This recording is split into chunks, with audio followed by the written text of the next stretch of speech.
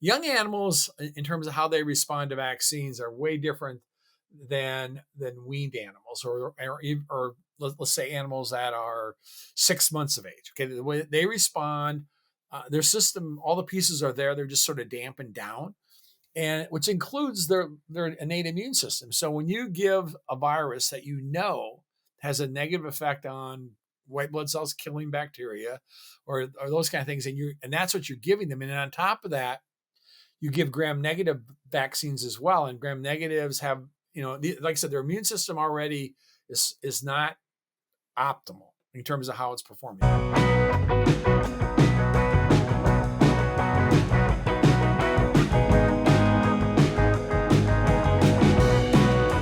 Good afternoon. This is Mark Thomas from Dairy Health and the Dairy Podcast Show, and it's a pleasure this afternoon to have Dr. 𝗟𝗃𝗃 with us. Chris is a professor at South Dakota State University. He also has his own research business that he'll tell us a bit about. So with that, I'd like to get started and introduce Dr. 𝗟𝗃𝗃. Thanks, Mark. It's good to see you. And as you said, I'm here at South Dakota State. I've been here actually since 1992, but I'm actually, though, a South Dakota resident. I actually went here to South Dakota State for my undergraduate for a couple of years, and then got my DVM at Iowa State. And I did research here when I was an undergrad. And so even when I went into practice, and the practice I was in Viborg, South Dakota, which I was there for about 5 years, and was predominantly dairy, feedlot, and cow-calf. And in my boss was a big swine guy, so we did a lot of swine work as well. But I really knew that I wanted to continue on and go to graduate school because I was really interested in doing research, and certainly research actually in terms of immunology. So I graduated back in 1980, and it was just, things were just evolving in terms of kind of biotechnology and how that might fit for vaccine development and those kind of things. So I always had in the back of my mind that I wanted to go back to graduate school. So I did that in 1985 and went to the University of Wisconsin, where I got my master's and then my PhD in virology and immunology, predominantly actually at that time actually with IBR. And then after that, and the whole time that I was actually in Madison, I actually worked in a practice in Stoughton, Wisconsin. So I did dairy work there and small animal work as well. And then from there I went to the University of Wyoming, actually the Agricultural Research Service in Laramie. And at Laramie, I did actually worked with arboviruses. So we did blue tongue. And little did I know that probably about almost 30 years later, they would pop up here in South Dakota. So it was sort of it's been an interesting ride that way. Then, so like I said, then I came back here in 92, where I worked at the diagnostic lab, and then I have a research group. And then, as you mentioned, we actually have a CRO here, a clinical research organization that we started in 94 with several other faculty here at South Dakota State. And that's called RTI. And although we're just in the process now of merging with a larger company from South Africa called the Clin Global Group, and their headquarters in the U.S. is actually in Waverly, New York. And so we're now known as ClinVet South Dakota. And we do, from the beginning, we did predominantly bovine and certainly a lot of calf, and certainly some dairy work as well, and then a lot of swine work. And since then, we actually do a lot of poultry work. So it's almost 30% across the board for each one of those three species. And I can even tell you now we're even started doing a little bit of equine work as well. So there's plenty to do in that space when you deal with vaccine development. But I've been fortunate because I've been able to do both, be at the university, be involved with diagnostics. We've dealt with BVD outbreaks like in wildlife, had dealt with EHD, so epizootic hemorrhagic disease virus in deer, and it's crossed over into cattle here in 2012. That's what I was saying. In 1992, I didn't realize I'd be working on arboviruses again, but we certainly had those, and we always have to be worried about them just because they're a vesicular type disease. So they're always you want to make sure that if that's what it is, but not foot and mouth disease. So, and that good news, that's what it was.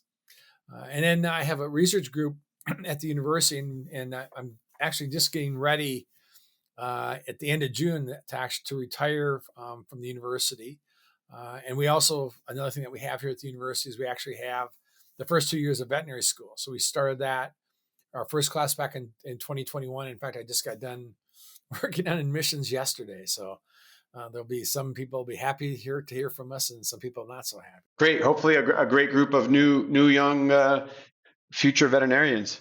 Well, and our emphasis, and let me tell you, Mark, it's been really interesting. Our emphasis is on rural veterinary practice, and you can make rural as big as you want it, but certainly we really work on the food animal end. We certainly obviously spend a fair amount of time obviously on companion animals as well, but boy, our number of applicants and from actually all over the Midwest, and we're very regional. 75% of our students, we only have 20 in a class, are from South Dakota, Minnesota, and then pretty much the surrounding states. But we've had, in each of the first three classes that we've admitted, we've had 2 kids from Wisconsin in each one of those classes. So it's been interesting because they have an opportunity here to get hands-on from day one. And we do medicine and surgery in the second year as well. So they have lots of cow side opportunities in our program. Priority IAC, the only company bringing the fields of microbiology and nutrition together and the first ingredient in animal diets. Priority provides a more cost-effective and easier approach to nutrition. We recognize that not all bacteria are created equal. The specific strain truly matters. Priority IAC selects unique strains to provide the best performance in animals, and that's why we call these strains smart bacteria. Founded by Richard 𝗟𝗏𝗃, helping to improve animal health one herd at a time. No, that's excellent, and especially where we're hearing, in some cases, perhaps graduates that are less prepared or with some of the limitations of live animal use. It's really important to have that hands-on opportunity also. So that's great to hear. Chris, I guess as I look at time that I've spent with you, especially in different organizations and so forth, and then opportunities to hear you speak, I'd say you're certainly one of the recognized individuals in terms of practical immunology also. So you're doing lots of basic science and research, but really delivering a message to the producers, whether that be swine, poultry, more dairy focused here today, but the whole concept of vaccinology, immunology, and appropriate use of vaccines. I think I mentioned, before we connected to this recording, I just got back from China, where I was for 2 weeks working with some clients, and just lack of approval of vaccines in general. There are very few vaccines available as compared to a catalog that we'd have in the U.S. or even other countries such as Mexico. And it's interesting, to see these herds that have really good health, really excellent milk production, amazing reproductive performance, in some cases 45-50% pregnancy rates, 21-day pregnancy rates in adult cows, and they have an IBR and BVD vaccine, and they're killed. They don't use modified live in most cases. So I guess that maybe sets the stage a little bit of some of the discussion of appropriate vaccination, avoiding over vaccination, let the cow be a cow concept, overstimulation of the immune system and appropriate stimulation of the immune system, and I'll let you take it from there. Okay, as you know, that's not a hard area for me to delve into, and what I would say, it all begins with, and I mean, this is so critical in terms of what our calf and our heifer development program is, and to me, you just can't play catch up. So the way I like to look at it is I'm certainly, and I'm going to talk predominantly about the virals here, just because I think in general, they are the ones that we need to be most concerned about across herds. Certainly, each herd, when it comes to at least the bacterial diseases, I think that the environment and a lot of other kind of management issues come into here. So if I'm talking about salmonella, if I'm talking about pink eye or those kind of things, those will end up being, to me, more of a kind of a site specific.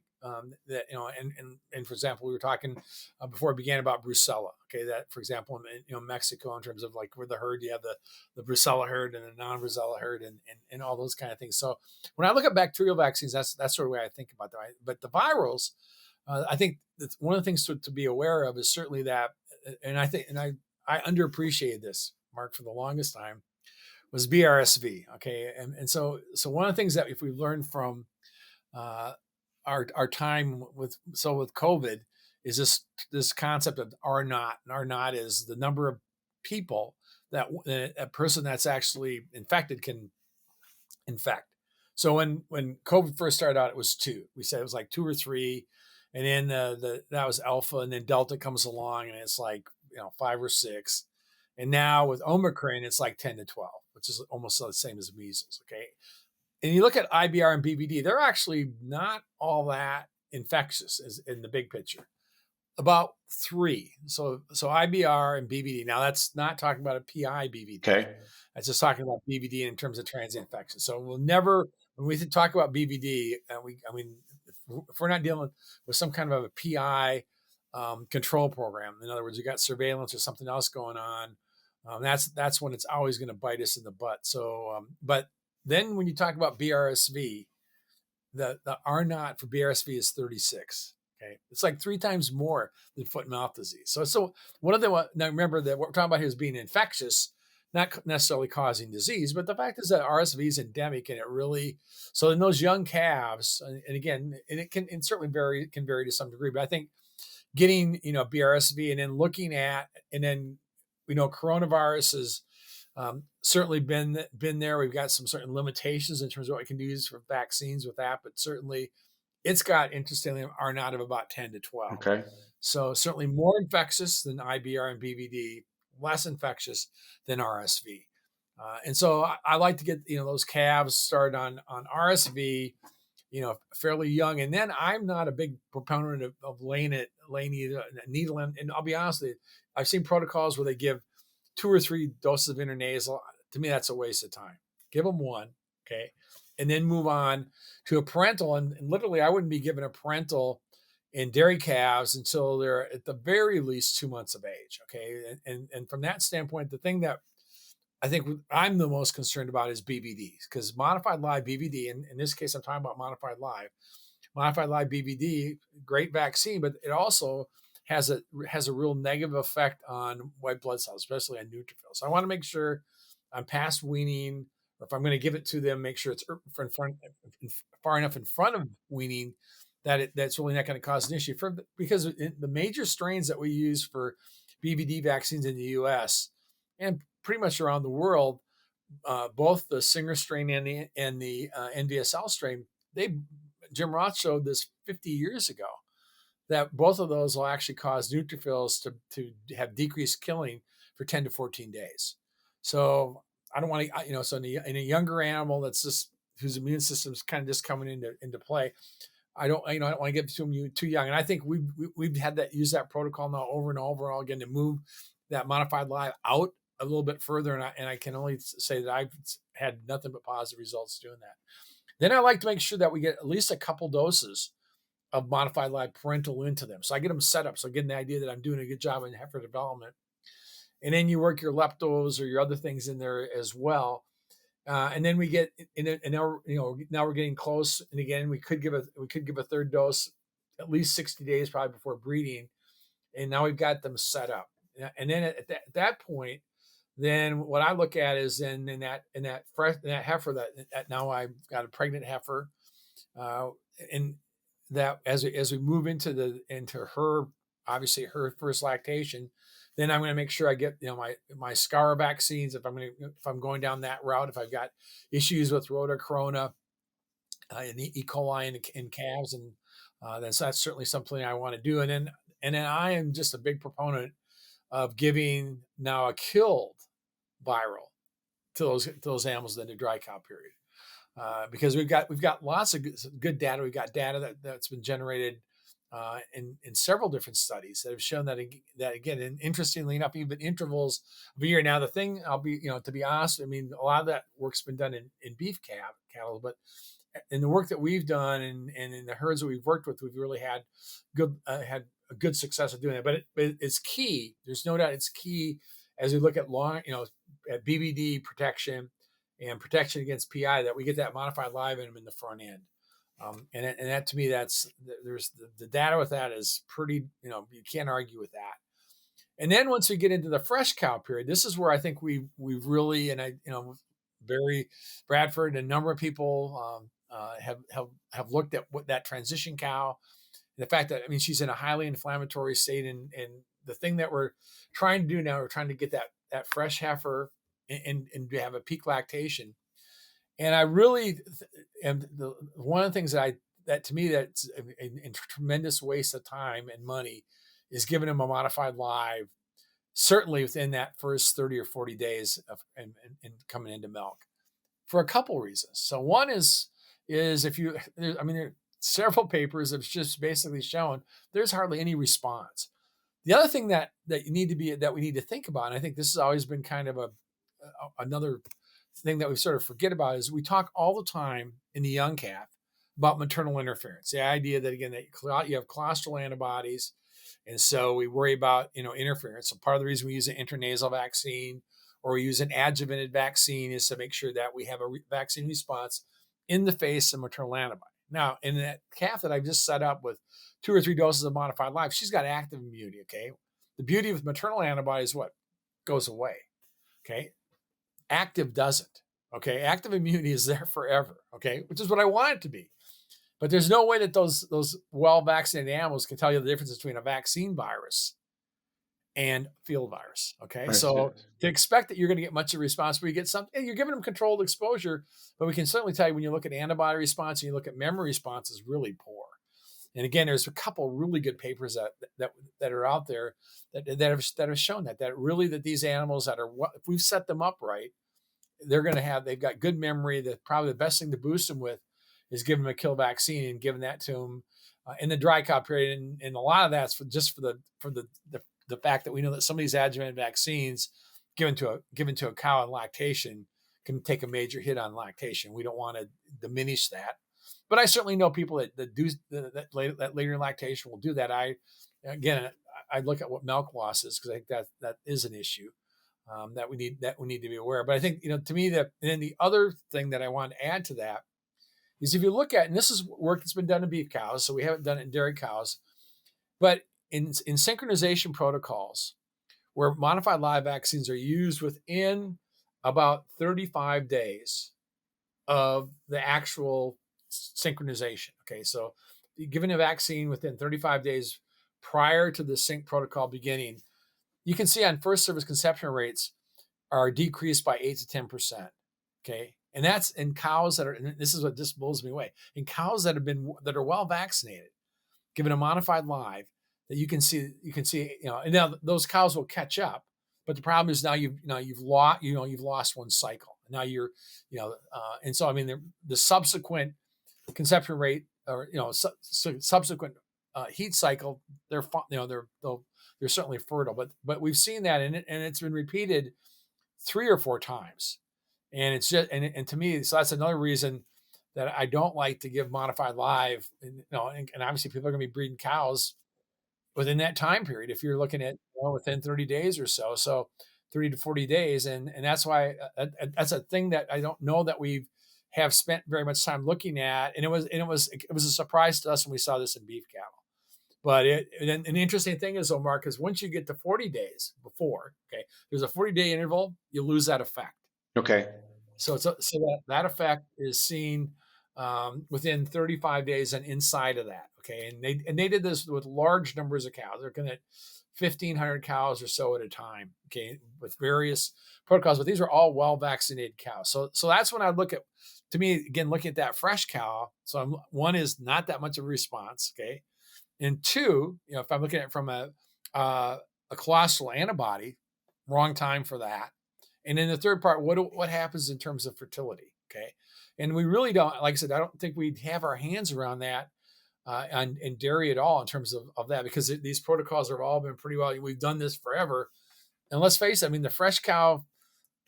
I don't know what the data is. This is given the fresh cow vaccine. Yes. The positive data. I can show you the data that shows not much of an effect in terms of at least serology, but then in terms of fertility, I don't know that we've got anybody that's really done very much work at that, looking at that particular rate. So yeah, no, that's a great point.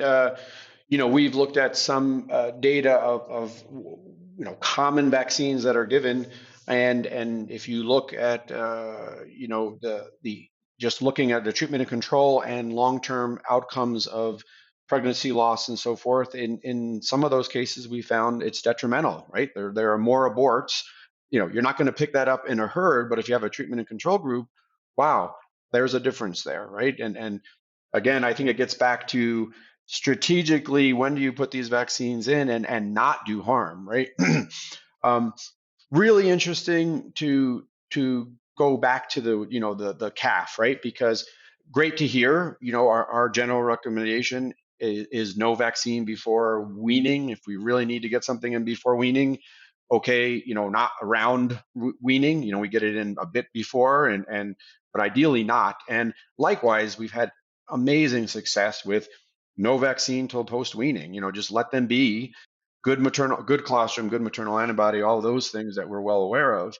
But I think that's an area yet I see calves that are just, frankly, over vaccinated, and and what negative aspect are we having on the health of those animals by we think we're helping them, we think we're giving them this protection, we may not be giving them any protection at all, and not neutral, but a vaccine that costs money, labor, and it's detrimental. And I think you've seen me give.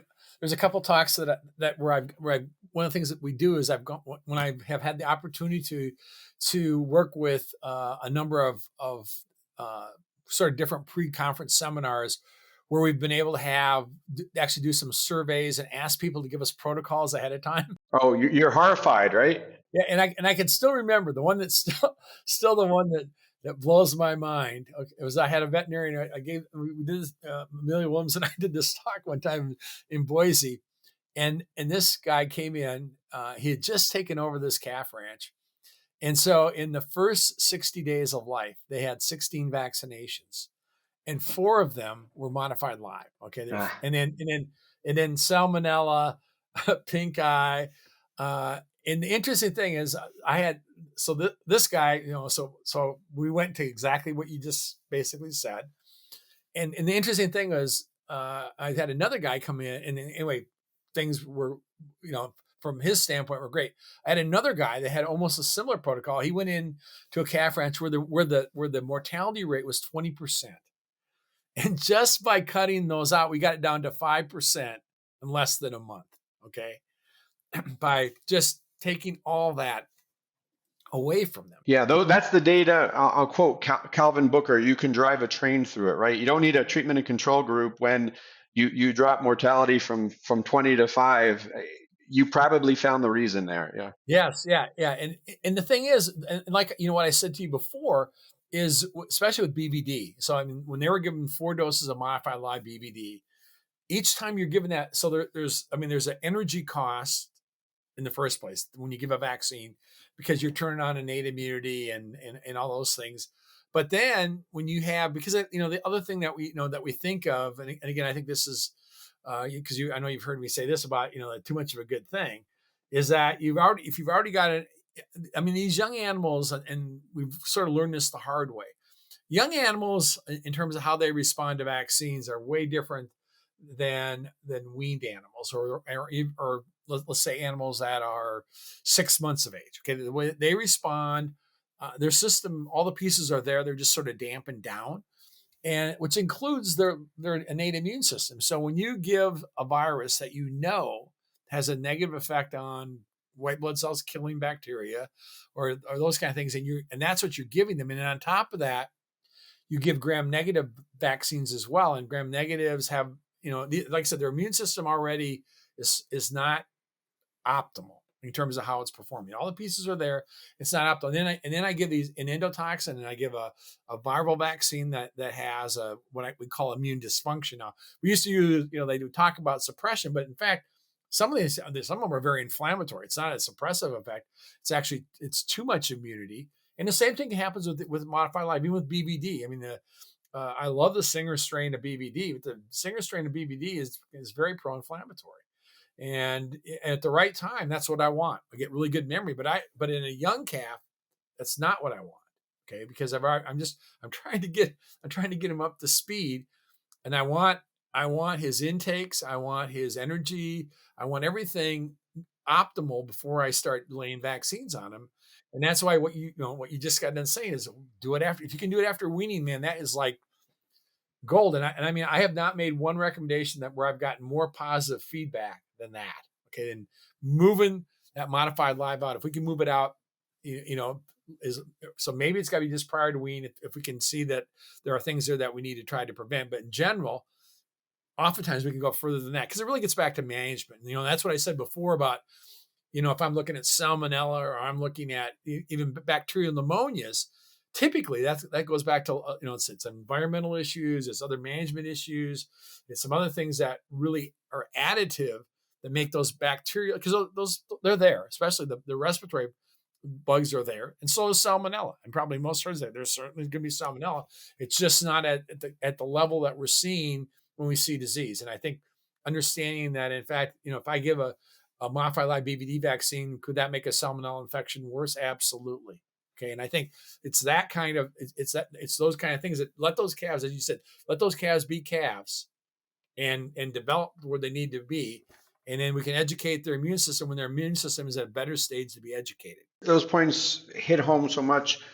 We still have some, obviously there's a wide range of nutrition feeding protocols in calves. And, so from the range of calves getting, 4 liters a day to, 10, 12 or more, or ad lib systems, feeding robots and so forth. Can you comment a bit on, nutrition? I tend to see sometimes the herds that are feeding less, therefore, especially in maybe a colder environment or heat stress, those calves are lacking nutrients. So therefore, then the Band-Aid is a vaccine, but that Band-Aid vaccine then actually is the straw that breaks the camel's back, so to speak. So, what energy nutrient requirement is needed? We can walk around easily with that bottle and syringe, and I love the slides. A vaccine doesn't equal immunity. You can put vaccine into any animal or human and not get immunity, but what nutrient requirement is needed? How do we get those calves primed so that they can respond from a nutrient standpoint?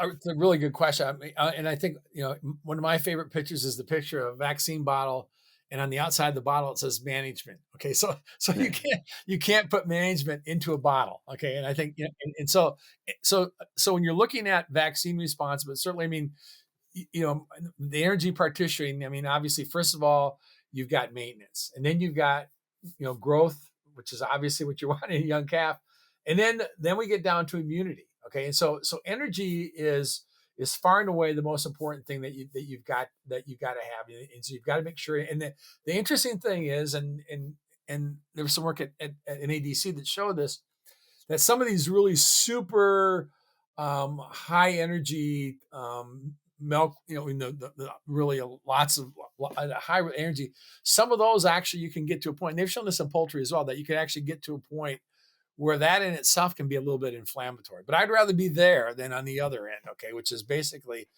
not having enough nutrients. So basically you're trying, at the very least, trying to satisfy the very maintenance, and let alone the growth requirements. And then you're trying to... Then you hit them with it, yeah. Yeah, you're diverting it away then. I mean, because it's a balance. I mean, and then when you get to lactation, so that's where we want to get these animals in the end. I mean, lactation trumps immunity. So that's why I don't like vaccinating fresh cows, because guess what? They don't give you a very good response anyway. And so why am I taking anything away? Okay. But in the young calf, so then the other things that certainly protein is an important thing. And then you look at things like copper, selenium, and zinc. Okay. And then I would say absolutely the other one that I think we're really begin to understand how important it is, vitamin A, and certainly E, obviously with selenium being involved, and then D. But A is the one that I think we're beginning, because in ruminants we always sort of wrote that off. Well, that's not a big deal, but I think it is a big deal. And I think we know, at least for vaccine responses and particularly mucosal immune responses, but A is a huge important nutrient to have. And I think, and we've seen this, and you'll have to, you'll have a better sense of this than I will, but on the beef calf side, I mean, we have started to see lots of issues with A being low, and that really because that has a big effect on lymph node development, on germinal center development. These, which are all things that are important for memory. So if I'm giving a vaccine, I want it to, I want good memory, and I'm not going to get good memory if I don't have those, if I don't have A present to give me that germinal development and the lymph node development that I need to do to get a good immune system. And Gary, remember, and I mentioned this to you earlier. I mean, the job of the immune system is not to protect against disease. The job of the immune system is to maintain health. Okay, and so when we're taking, we're and I appreciate your comment about the difference between vaccination and immunization. The fact that you can lay a needle on an animal or shoot an intranasal up does not guarantee anything. And that's why we're talking about energy right now, or the minerals and vitamins, because if those things aren't there, you can have issues. And I always think back, I had a group of heifers. This is in beef heifers, but this was a herd that followed all the label perfect. Okay, in terms of vaccinated the heifers prior to breeding, 2 doses of modified live. So everything I told you before, get these animals. They did that in April. In December, they give them a vaccine, vaccinate them for rotacorona and E. coli. Okay, a vaccine which there's not anything live in there at all.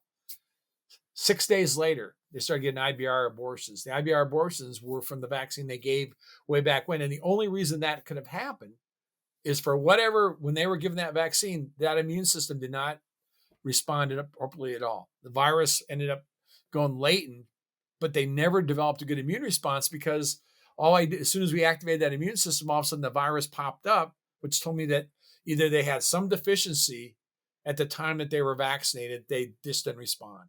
Because we had 40 out of 104. Yeah.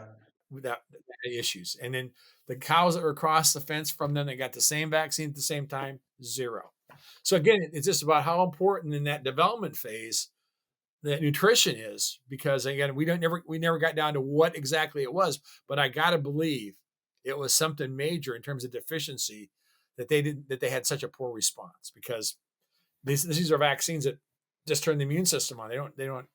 There's no virus in them. So I really like that point is maintain health, right? And part of maintaining health means, most all of us, or lots of people got COVID, but in a season, there's some people who are super lucky and never get sick, right? But there's other people who are getting the flu, getting the common cold. We live through that, right? It doesn't mean we don't get sick. It means that our bodies can fight that, and maybe we feel terrible for a few days, but we get through that. And the people who don't have a great immune system are unfortunately the ones that don't survive those events.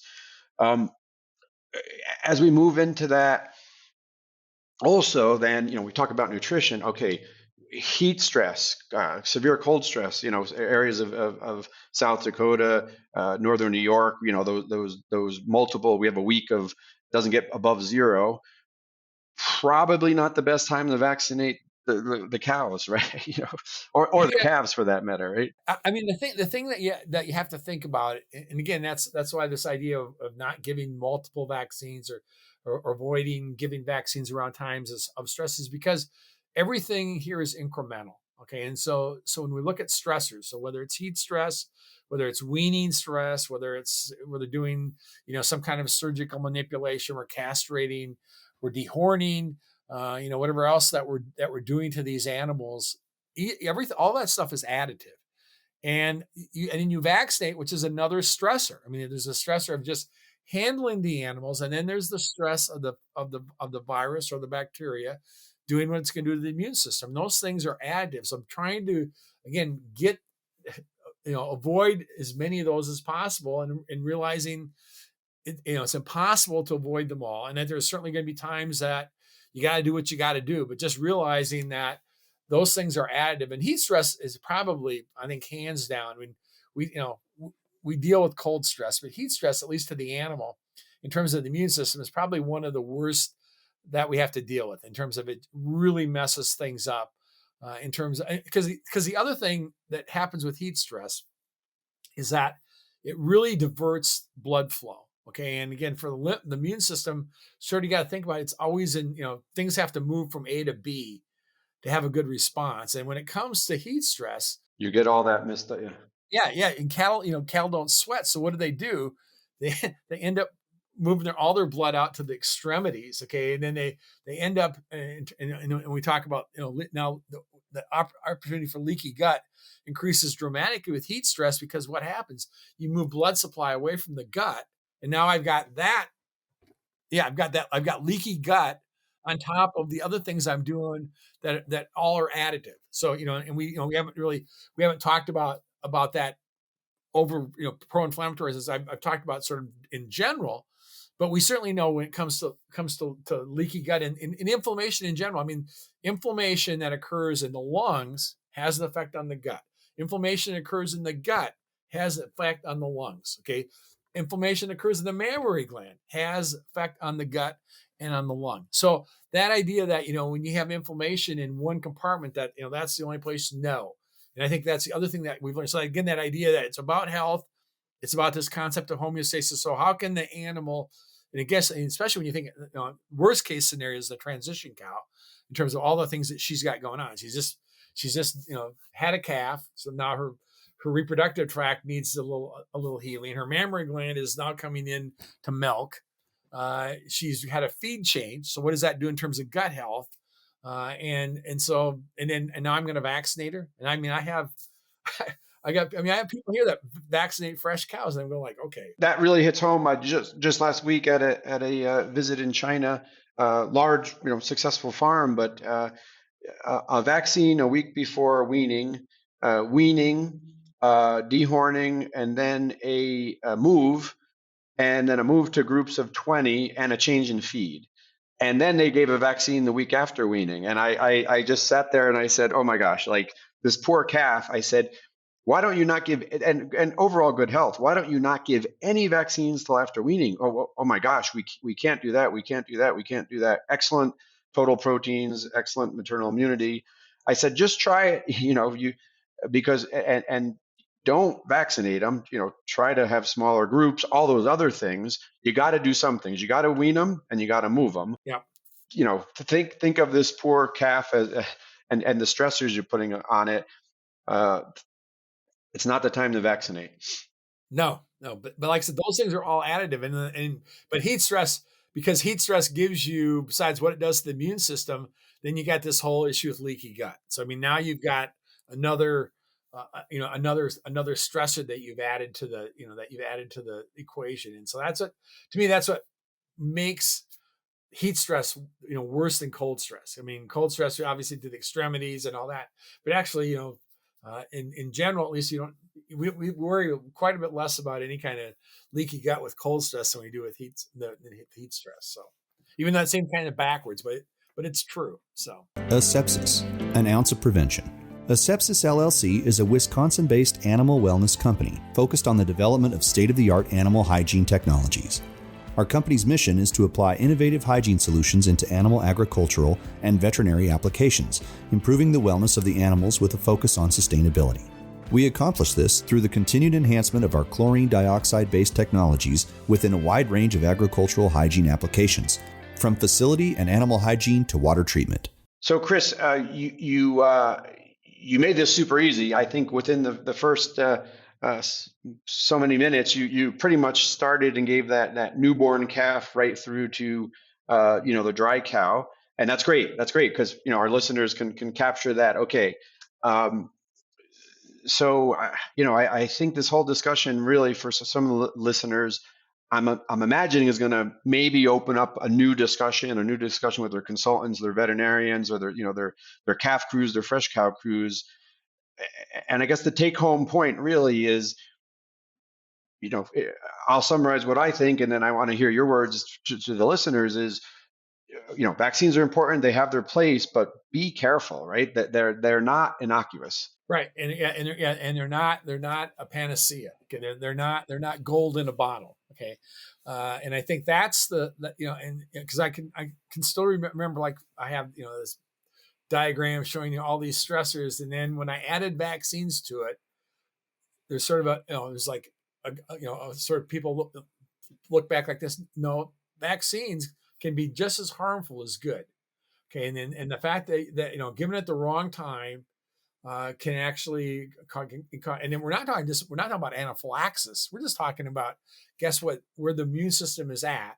And now you've added something else to it that just makes things either worse in terms of more inflammation, or in the case like I was talking about with neutrophils, so I got a calf whose neutrophils aren't working that great anyway, and then I vaccinate it, so now they work 10% less. Yeah, a double whammy or triple whammy. Yeah. Yeah, that's right. So it really, you need to be very thoughtful about how, and I think the biggest thing I would say to people, particularly when you look at CAP programs, because you've seen this way more times than I have, is that things were added for a reason. Okay, except nobody remembers the reason. To take them out. Yep. It's like, exactly. Yeah. Review it and take things out. Yeah. Yeah, and when you go back and ask them why, okay, so why are you doing that at this time? Nobody knows them. They don't know. Yeah. They don't know. They don't know. 5 years ago. Yeah. Yeah, and that is, to me, is the worst thing that I see with CAP protocols, is that they were, somebody, it was put in there and probably for a reason, but the reason is no more.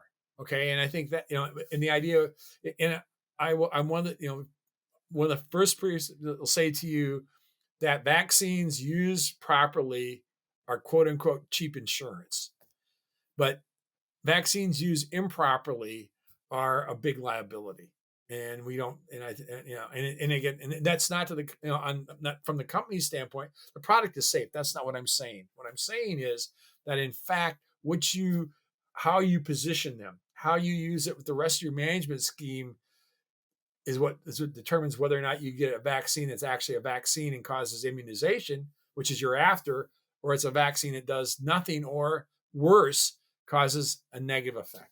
That fits so well for what we see, and it's just convincing, that that can work, and you said management in a bottle. So, love these concepts, Chris, because it really fits with our protocols. It's time for our famous three. Mycotoxins are silent poisons, challenging the health and productivity of your cows. Protect your cows and your business by testing feedstuffs to know which mycotoxins are present in your environment. With that information in hand, you can work with your nutritionist to develop a management program to reduce mycotoxin impacts on your cows and your operation. To get started with your own mycotoxin control program, talk to your Diamond V representative today. So I think this is, definitely brought a lot for everyone to think about, and hopefully we get lots of questions, and you get some opportunities to chat with some folks following this. So Chris, as we wrap up the three of the questions, I guess, what's a go-to reference that you would recommend for our listeners in terms of dairy resources, website, journal, what have you? Is there something, or a few of them? I'm going to pat my own back. Okay. I would, so we worked with a Spanish vaccine company called 𝗽𝗺𝗀 to develop a book on bovine immunology that was written both for the veterinarians, and I think most producers you'd find this book very useful. And the good news about it, it's free. Okay. And so if you Google bovine immunology and 𝗽𝗺𝗀, HIPRA, it's an online book that's got, so we look at so we do the calf, we do just the basics of immunology. We look at then the systems. So we deal with, and we did the transition council. Barry has a chapter in it. The late Lorraine Sordella, who was just an awesome person when looking at stress, she has a chapter in it. And then we have system chapters. So there's a chapter on the mammary gland. There's a chapter on the respiratory system. There's a chapter on the reproductive system. There's a chapter on the GI system. And then the last chapter, which is something that I'm very proud of how that turned out. It looks at, okay, when does it pay to vaccinate? It's really about looking at sort of the, what's the risk benefit. And we really tried to make, to give it a practical book. And like I said, the price is free. And there's no advertising in it. It's just a book. And but it has some great, we worked really hard to get really good figures in it, and had some really good, I had lots of good help in terms of editing and that. So that would be one thing that would come off from the top of my head that people would be readily available. And It's in, I think, 9 languages. Well, that's excellent, Chris. I haven't heard of that book, so that's exciting. I'm going to check that out. Bovine immunology. Okay. Yeah, so that would be my book that I am well versed in because I was the editor of it. So anyway. Oh, excellent. Okay, well, we'll definitely check that out. So good afternoon, all. This is Mark Thomas and Chris Chase checking in from the American Association of Bovine Practitioners meeting here in Columbus, Ohio. So for those of you who don't know, but the Dairy Podcast Show folks do and have been after us, is that we had some technical failure at the end of our podcast. And therefore, just at the tail end, the last, minute, we cut off and that podcast hasn't been published. So here's our opportunity in person to wrap up the podcast. We had a great discussion. Look forward to getting it published and welcome you all to continue listening to the Dairy Podcast Show. Chris, any final comments as we wrap up the podcast? Well, it just interesting that we tried to actually do this internationally. We tried to do the same thing in Cancun, so we're able to get it done. We get down here, but it's always important in terms of dealing with calves and dealing with microbiome and really feeding and microbiome, and I think that's going to continue. And we're seeing at this meeting, we just hear more and more about where things are at or how they're evolving in ways that I'd never thought about before. So I guess the other message is stay tuned. Yes, you're right. We did try to do this in Cancun at 𝗺𝗷𝘁𝗃, and I guess the beach got a hold of us before us grabbing a video and a beer. And a beer too, yeah. A beer in the beach. Yes. And as Chris said, also, we're actually heading to a talk on feeding multiple days post-calving of post-birth of colostrum. So all the potential opportunities we have, not only with vaccines, etc., but to enhance immunity. So with that, signing off from Columbus, Ohio, AVP Conference. Thank you, Chris. My pleasure. Okay. Take care.